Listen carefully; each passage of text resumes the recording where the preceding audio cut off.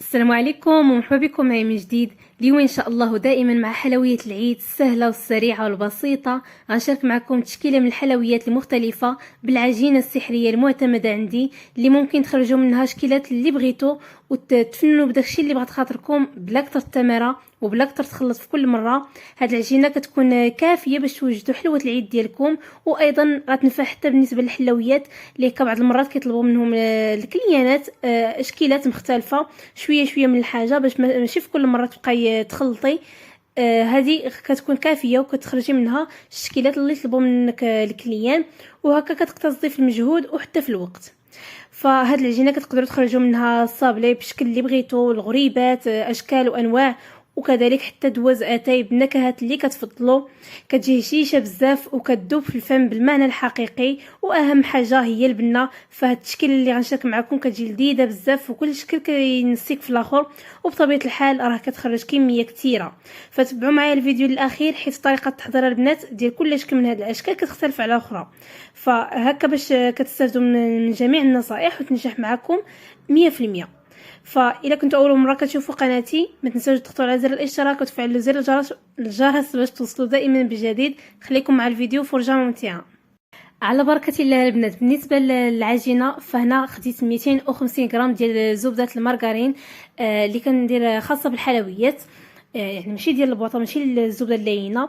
وبطبيعه الحال راه ممكن بالنسبه للاخوات اللي غيبغيو يخدموا بالزبده سبيسيال، فبطبيعه الحال ممكن. غنقول لكم من بعد الفرق اللي غادي يكون. زدت معاها ملعقه صغيره ديال الفاني بودر، اولا كديروا زوج ساشيات ديال سكر منكه بالفاني، وكنزيد معها واحد القبيصه ديال الملحه. كذلك هنا كنضيف كاس عامر ديال سكر بودر اولا سكر كلاصي، وكاس واحد ديال سكر سنيده. هكا باش كتجينا العجينه او الحلوه ديالنا كتجينا هشيشه، وفي نفس الوقت كتجي فيها واحد شويه القرمشه. بالنسبه للزبده البنات، حاولوا ديروها بالحراره ديال المطبخ ديالكم. كنحاول هاد المكونات كامله نخلطها مزيان كيف ما كيبان لكم، حتى كتفعل كتندمج ليا ديك الزبده مع السكر وهاد المكونات اللي درنا. من بعد كنضيف 2 كيسان العبار بالكاس ديال العنبه ديال الزيت النباتيه. بالنسبه للعبار بالغرام ان شاء الله بالتدقيق غادي نخليه لكم في صندوق الوصف. صافي كنخلط هاد المكونات مزيان، هاد الزبده والزيت كنحاول نخدمهم مزيان البنات حتى ديك الزبده ما كتبقاش لينا طريفات. هنا واحد الملاحظه بين قوسين، بالنسبه للاخوات اللي بغاو يخدموا بالزبده سبيسيال او الزبده الحيوانيه، فما كديروش 2 كيسان ديال الزيت، كديروا كاس يكون عامر مزيان ديال الزيت فقط. الا بغيتوا تسرعوا العمليه، حتى الزبده ما كتكونش بحال الزبده اللينه، يعني ما كتحتاج شويه ديال الوقت باش تخدم، فممكن تستعملوا الخلاط الكهربائي ولا ديروها في العجانه ديالكم. المهم البنات كتبقاو تخلطوا حتى كتحصلوا على واحد الخليط كريمي هكا كيف كيبان لكم. ما كتبقاش ديك الزبده حبيبات، وفي نفس الوقت حتى اللون ديالو كيتبدل، ما كيبقاش داك اللون الصفر. من بعد البنات في هذه المرحله فغادي نضيف 3 الحبات ديال البيض. الا كان عندكم داك البيض اللي كيكون بعض المرات كيكون داك البيض كيكون صغير بزاف، فديروا حتى 4 البيضات. هنا البنات راه غادي تبان لكم بنتي معايا في الفيديو، قالت لي والو ماما ضروري خصني نبان معاك، خصني نهرس حتى انا البيض ونبقى نعاونك. شجعوها البنات في التعاليق ما تنساوش، حيت كيعجبها تعاوني وخصوصا فاش كنكون كنصور، فما تنساوش تشجعوها هكا في التعاليق. المهم البنات من بعد ما خلطت داك البيض مزيان، ضفت 2 حبات ديال الجبن، كيعطي واحد المذاق زوين لهاد العجينه. ومن بعد صافي فاش كنخلط هاد المكونات كامله، هنا غادي نبدا نضيف في الطحين شويه بشويه. وقبل ما تضيفوا في الطحين فتاكدوا هو الاول باللي المكونات كامله مخلطه مزيان. كيف كتشوفوا هنايا راه كنبين لكم القوام ديال الخليط قبل ما نضيف الطحين راه كيكون كريمي، الزبده ما كتكونش باقي حبيبات، يعني كلشي كيتخلط لكم مزيان. كيف ما قلت لكم الا بغيتوا تستعملوا الخلاط الكهربائي في هذه المرحله ممكن قبل ما تضيفوا الطحين.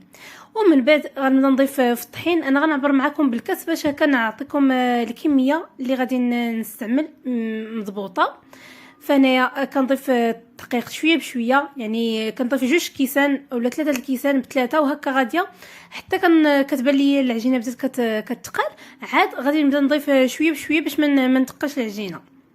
وهنا في الاول فاش يلاه كنضيف الكميه الاولى ديال الطحين، فكندير معها واحد الساشي ديال الخميره الخاصه بالحلويات البيكين باودر من وزن 7 ولا 8 غرام. صافي البنات، هنايا من بعد ما جمعت العجينه ديالي، حاولوا العجينه ديالكم ملي تكونوا كتجمعوها ما تدلكوهاش البنات باش ما تطلقش لكم الزيت. بالنسبه للكميه اللي دخلت فيها ديال الطحين، فدخلت فيها كيلو و100 غرام ديال الطحين، وكيبقى على حساب النوعيه ديال الدقيق ديالكم وحتى على حساب الحجم ديال البيض اللي غديروا. هنا بالنسبه للقوام ديال العجينه البنات، شوفوا معايا هنا راه كنجمع العجينه ديالي، كنكورها وكنضغط عليها ما كتشققش. هذا هو باش كتعرفوا واش العجينه ديالكم وصلت يعني لحد او للقوام المثالي، فاش كتكونوا كتوركوا عليها ما كتشققش. وفي نفس الوقت كتكون تقدر يعني الا بغينا نزيدوا واحد الكميه قليله ديال الطحين ما غاديش ياثر على القوام ديال العجينه، ولا واحد معلقه ديال الكاكاو هكا الا بغينا نزيدوا النكهات باش هكا ما يخسرش لينا القوام ديال العجينه. المهم البنات، هنايا قسمت العجينه ديالي على 5 ديال القطع. غنحاول نقاد الشكل ديالهم هكا غير شويه باش هكا ما كنبقاش كل مره نعجن في العجينه ديالي، يعني كنجمعوها غير شويه هكا، وكنحاول نقسمها القطع تكون هكا متساويه او لا على حسب الرغبه ديالكم. من بعد بالنسبه للنكهات اللي غادي نضيف، فبالنسبه للقسم الاول غناخذ هنايا معلقه كبيره ونص ديال الكاوكاو او الفول السوداني اللي خديته حمرته غير شويه وطحنته حتى كيكون هكا كيكون مطحون مزيان بودر، او لا كيطلق حتى كيطلق الزيت ديالو. وبالنسبه للنكهه الثانيه فغادي نضيف هنايا واحد الساشي ولا واحد المعلقه كبيره ديال الكاكاو. وبالنسبه للنكهه الثالثه فغادي نضيف هنايا معلقه ونص ديال النيدو. خديت النيدو الحليب المجفف وحمرته شويه في المقله حتى كيرجع اللون ديالو هكا قهوي ولا ذهبي. وبالنسبه للقسم الرابع فكنضيف معلقه ونص ديال الكوك او الجوز الهند. وبالنسبه للقسم الخامس فغادي نضيف ليه هنايا النكهه ديال البسكوي. كديروا هذا القسم البنات، هذا القسم الخامس غنخصصوا للصابلي، فممكن ديروا النكهه ديال البسكوي او النكهه ديال النطا او اي نكهه كتعجبكم هكا في الصابلي ديالكم. ولكن هاد جوج نكهات صراحه كيجيو واعرين بزاف، كيعطيو واحد المذاق زوين بزاف للصابلي. صافي كيف كتشوفوا هنايا كناخذ كل قسم كنحاول ندخل فيه النكهه ديالو بلا ما نعجنها، بلا ما نبقى نعجن في العجينه بزاف، غير هكا بهذه الطريقه غير شويه حتى كندخل فيها ديك النكهه بهذه الطريقه كيف كيبان لكم. وبالنسبه لهاد النكهه اللي درت فيها النكهه ديال البسكوي، فكيف كتشوفوا هنا النكهه كتكون شويه سائله، داكشي علاش ضفت هنا واحد المعلقه ديال الطحين باش يلاه تجيني هي هذيك مع العجينه. صافي كنحاول ندخل فيها هذيك النكهه مزيان كيف ما قلت لكم بلا ما كنعجنوها. وصافي نفس الحاجه غادي نديرها لداكشي اللي بقى ليا، يعني كنحاول دائما ما نعجنش العجينه ديالي، غير شويه كندخل شويه بشويه النكهه في العجينه. واخيرا نكهه كتخدموها حاولوا تخدموا ديال الكاكاو في الاخر باش هكا ما كيطلقش لكم وباش ما يبقاش العجينه الاخرى. ومن بعد البنات فاش كنسالي هنايا غادي نختبر العجينه ديالي. دائما ملي كتضيفوا شي نكهه هكا شوفوا العجينه ديالكم كوروها وضغطوا عليها، الا ما تشققاتش لكم راه مزيانه، الا تشققات عرفوا واش خصكم تزيدوا ليها شي يعني العجينه عندكم ثقيله خصها ترجع خفيفه شويه. ممكن تضيفوا غير واحد المعلقه ديال الحليب، او الا كان عندكم البيض ديال البيض ممكن تضيفوا منه واحد شويه غير حتى ترجع لكم العجينه بحال هكا. انا دورت عليهم على النكهات كاملين باش تشوفوهم معايا. كيف ما كتشوفوا كنكورها كنضغط عليها، ما خاصش العجينه تجي ثقيله. هذا هو السر اللي كيخلي العجينه ديالكم الحلوه ديالكم في الاخير تجي هشيشه بزاف وكتذوب في الفم. كنتمنى ان شاء الله الشرح يكون مفيد لكم. وهنا غادي نبدا معكم بالشكل الاول اللي درت فيه الكاوكاو ولا الفول السوداني مطحون. فكناخذ واحد الكميه كنجمعها هكا ولا كنسرحها واحد شويه هكا، يعني بحال الشكل ديال بودان صغير كيف كتشوفوا. كنضغط عليه هكا من الفوق واحد شويه وكنجمع ليه هاد الطريفات كيف كتشوفوا البنات بهذه الطريقه. وهنا الا بانت لكم واحد الخنيفيسه مره كتسرق من العجينه، راه قلت لكم البنات غير وسعوا خاطركم معايا في هذا الفيديو.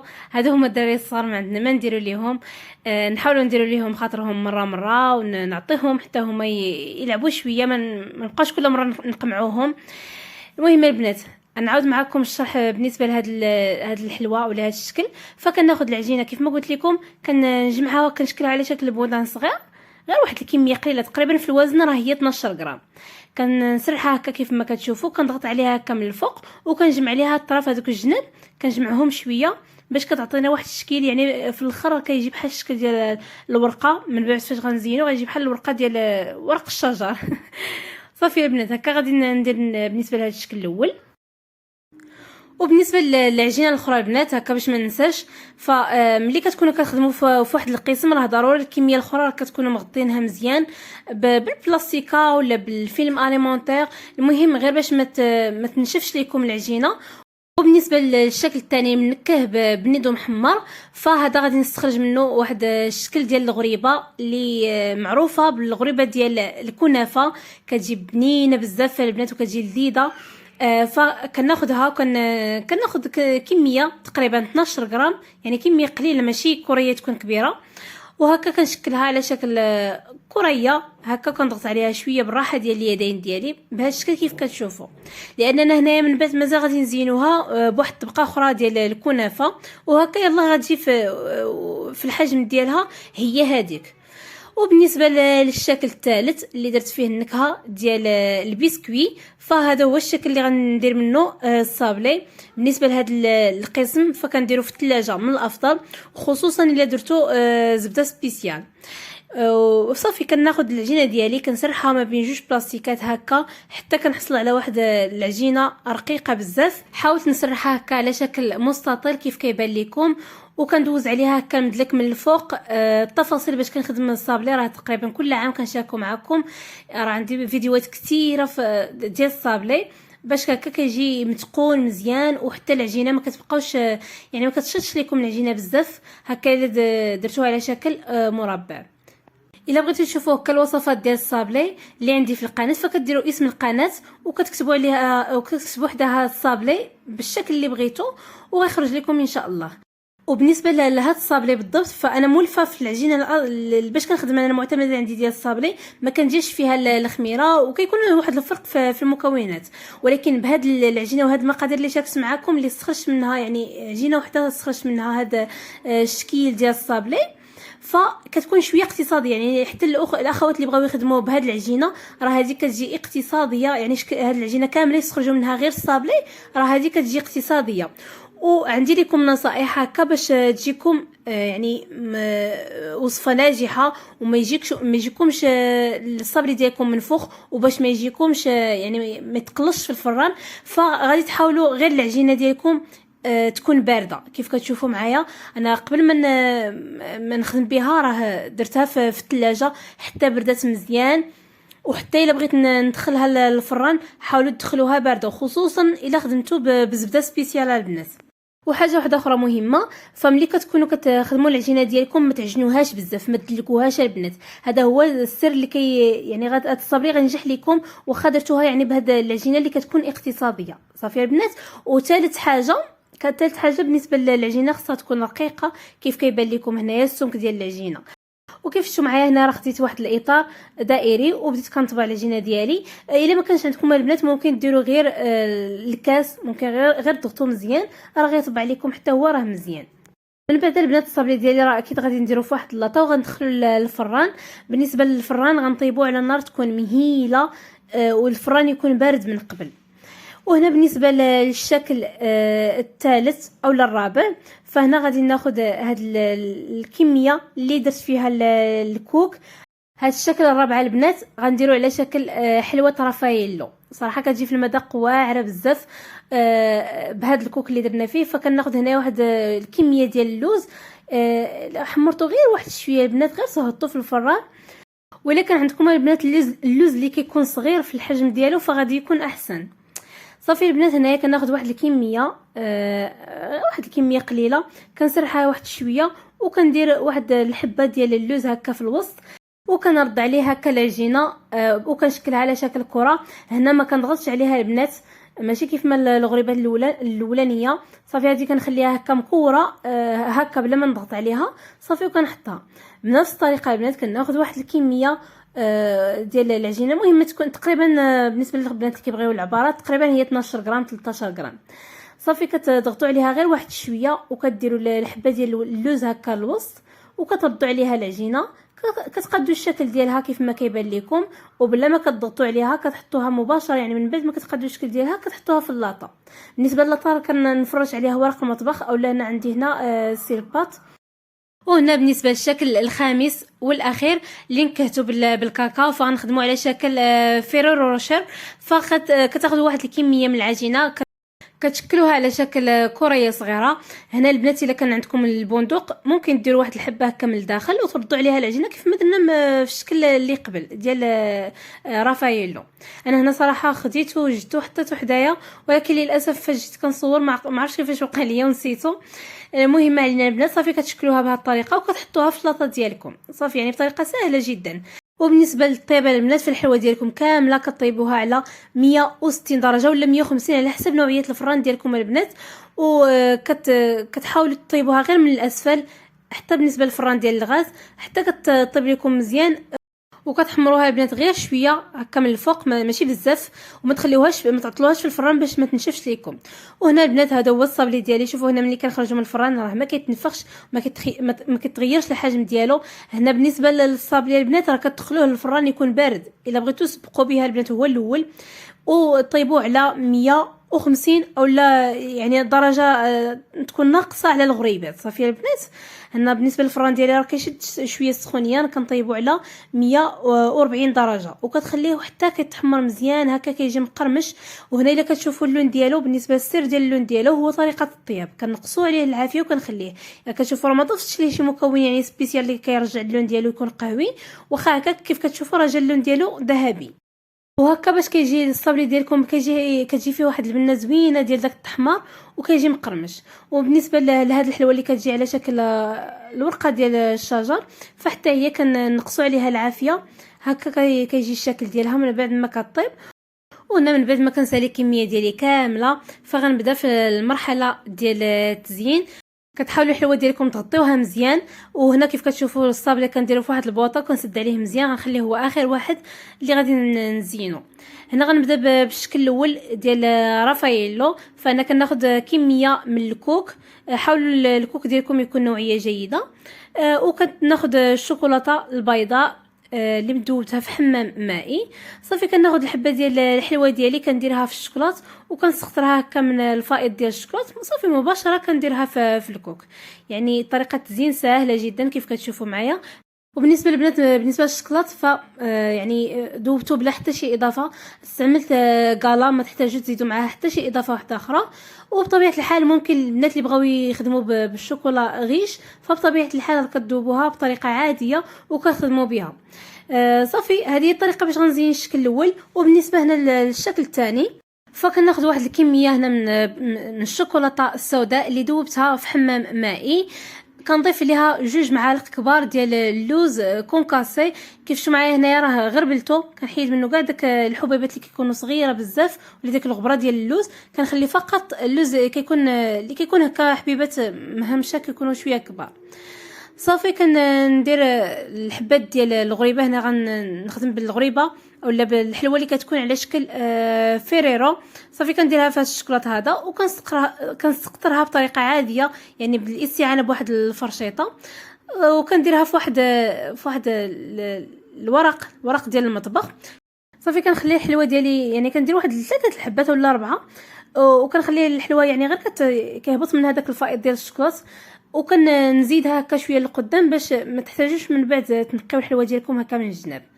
وبالنسبه للشكل الثالث اللي كيكون على شكل الغريبه ديال الكنافه فغادي نحتاج بالنسبه للتزيين غنحتاج هنا الكنافه خديتها يعني كنافه عاديه كناخذها وكنحمرها شويه في الفران وكنخليها يعني حتى كتحمر حتى كيرجع اللون ديالها ذهبي، وكنفرشها هكا بيديا راه دغيا غير كتقيسوها كتبدا تهرس صافي. ومن بعد غنحتاج ايضا العسل كيكون سخون كنسخنو وكندير فيه الغريبات ديالي هكا بطريقه عاديه، كنخليها يعني واحد 5 دقائق هكا حتى كتشرب ليا داك العسل شويه، عاد من بعد كنديرها في هاد الكنافه. والبنات اللي ما كانش عندهم العسل فممكن تعوضوه بالمربى، المربى اللي كيكون خاص بالحلويات، حتى هو كتسخنوه وكتخدموه بنفس الطريقه، كديروه يعني كديروا الغربات ديالكم في داك المربى وكديروها من بعد مباشره في الكنافه.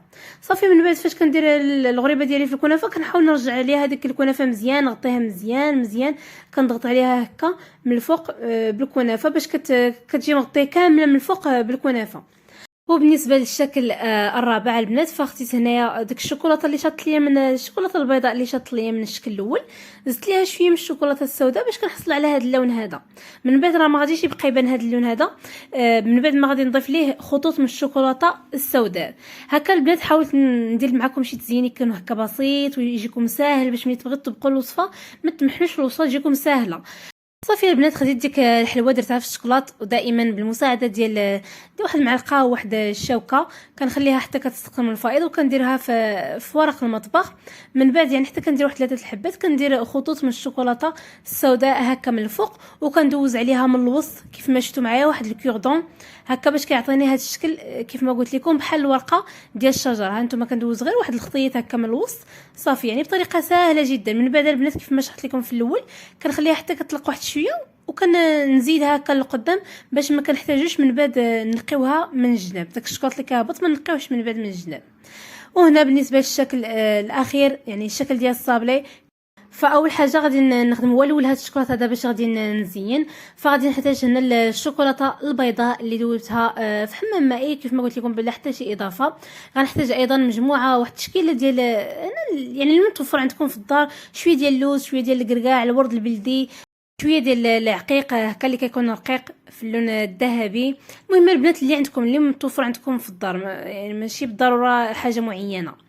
صافي وغنحتاجوا ايضا واحد المول ديال السيليكون اللي كيكون هكا على شكل دائري، اولا البنات ماشي بالضروره سيليكون، يعني الا ما كانش راه كتاخذوا غير واحد الورق المطبخ كديروا فوق منه، اولا غير واحد البلاستيكه كتاخذوا نص معلقه صغيره ديال الشوكولاط وكتشكلوها على شكل دائره.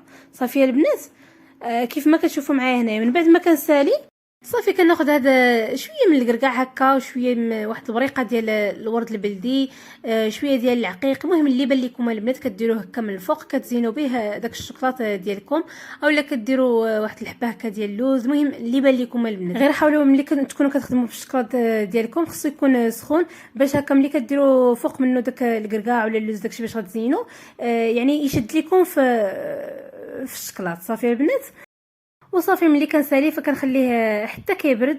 الا كان باقي سخون عندكم دخلوه الثلاجه واحد دقيقه ولا جوج راه كيرجع كيبرد دغيا. وصافي كتزولوه من المول بطريقه سهله جدا. كناخذ هنا واحد نص كاس ديال العسل البنات، غادي ندير واحد اسهل تعليقه كاين في العالم. غناخذ هنا واحد نص كاس ديال العسل وغادي نخليه في البوطه حتى كتطلع فيه الغليه. من بعد غادي نزيد هنا نص كاس بالعبار ديال العنبه البنات، كنزيد معاه 9 أو 8 الحبات ديال الشوكولاته البيضاء. صافي يعني حتى كنطفي العافيه عاد كنزيد هذا الشوكولاط هذا وكنحرك. صافي هذه هي التعليكه ديالي، اسهل منها ما كاين. ومن بعد البنات التعليكه وهي باقا سخونه عندي كيف كتشوفوا غادي نجيب الصابلي ديالي وكنبدا كنلصق كل حبه مع اختها. كندير يعني غير واحد الكميه قليله من هاد التعليكه هكا في الوسط وكنلصق هاد 2 حبات ديال الصابلي. من بعد كندير واحد الكميه ثاني قليله غير باش نلصق داك الشوكولاط فوق منها. صافي وهذه هي الطريقه باش غادي نزين. يعني هنعاود معكم واحده اخرى، كندير واحد الكميه ديال هاد التعليكه هذه في وسط من الصابلي. التعليكه راه كتجي زوينه بزاف وكتجي بحال الشكل ديال الكراميل. ممكن الا بغيتو تزيدوا تنكوها بشي نكهه واحده اخرى فبطبيعه الحال كيبقى لكم الاختيار. وإلا كانت بردت لكم هاد التعليكه البنات فكترجعوها للبوطه كتخليوها غير يعني كنقصوا عليها العافيه حتى كتطلق راسها وصافي كتخدموا بها بطريقه عاديه. صافي البنات هذه هي الطريقه باش غنكمل هذا الشكل، وكيبقى لكم الاختيار البنات تفنوا كيف ما بغيتوا في التزيين وحتى في الشكل، يعني لكم الاختيار ديروا اللي بغيتوا. الا كنتو البنات حتى نتوما خدمتوا بسيلبات فحاولوا ديك الجهه اللي كتكون فيها ديك المربعات اللي كيكونوا صغار حاولوا هي اللي تخليوها تبان هكا الفوق ومن التحت هكا باش كيعطي واحد المنظر زوين. وصافي البنات وصلنا لنهايه الفيديو. كنتمنى ان شاء الله الفيديو ديال اليوم يعجبكم، وصراحه راه الا جربتوه راه غادي يعجبكم ان شاء الله بزاف وغادي يهنيكم من تماره ديال حلوه العيد من عجينه وحده. خرجوا الحلوه ديالكم كامله اللي بغيتو. راه البنات هاد الحلوه كتجي هشيشه بزاف وكتجي مقرمشه في نفس الوقت، وبمذاقات مختلفه وحده ما كتشبه الاخرى، كلهم كيجيو لذاذ بزاف بزاف البنات. ولا كنتو بغيتو تزيدوا واحد الشكل بدون فرن ولا شي شكل اخر، من الاختيار ديالكم. دخلوا للقناه، راه القناه عامره باشكال متنوعه ديال الحلويات. عارفين كنحماق على شي حاجه سميتها الحلوه، فداكشي علاش غتلقاو اغلبيه ديال الفيديوهات ديالي فيهم الحلويات. فغير كتبوا اسم الحلوه اللي بغيتو مع اسم القناه وغتخرج لكم ان شاء الله. ولا ما كانش خليوها لي في التعليق، نحضرها لكم ان شاء الله الحلوه اللي بغيتو بالطريقه ديالي في شي فيديو اخر ان شاء الله. فما بقى لي الا نخليكم في امان لقاء بكم ان شاء الله في فيديو قريب. السلام عليكم، تابعوني ان شاء الله، مازال جاي الخير القدام. في امان الله.